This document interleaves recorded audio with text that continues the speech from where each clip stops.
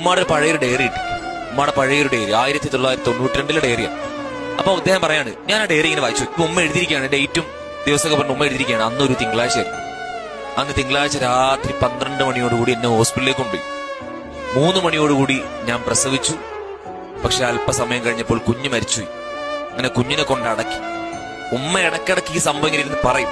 എന്നിട്ട് ഇവൻ പറയാണ്, ഉമ്മ പറയും, അന്ന് നല്ല മഴ ഉണ്ടായിരുന്നു, ഈ മോനെ അടക്കിയ ദിവസം നല്ല മഴ ഉണ്ടായിരുന്നു. അപ്പൊ എന്താ, ഞാൻ അന്നിങ്ങനെ വിചാരിച്ചു പോയി, ഞാനന്ന് ആഗ്രഹിച്ചു പോയി, എന്റെ മോനോട് ഒറ്റയ്ക്ക് കിടക്കല്ലേ, എന്റെ മോന്റെ കൂടെ ആ കബറിൽ ഞാനും കൂടെ പോയി കിടന്നിരുന്നെങ്കിലും എന്നുമ്മ ആഗ്രഹിച്ചു. ഏത് മോൻ? ജനിച്ച് ഏതാനും നിമിഷങ്ങൾ മാത്രം കൂടെ കഴിഞ്ഞ മോൻ. ആ ജനിച്ച് ഏതാനും നിമിഷങ്ങൾ മാത്രം കൂടെ കഴിഞ്ഞ ആ മോനോടുള്ള ബന്ധം ആലോചിക്കും ഉമ്മയുടെ.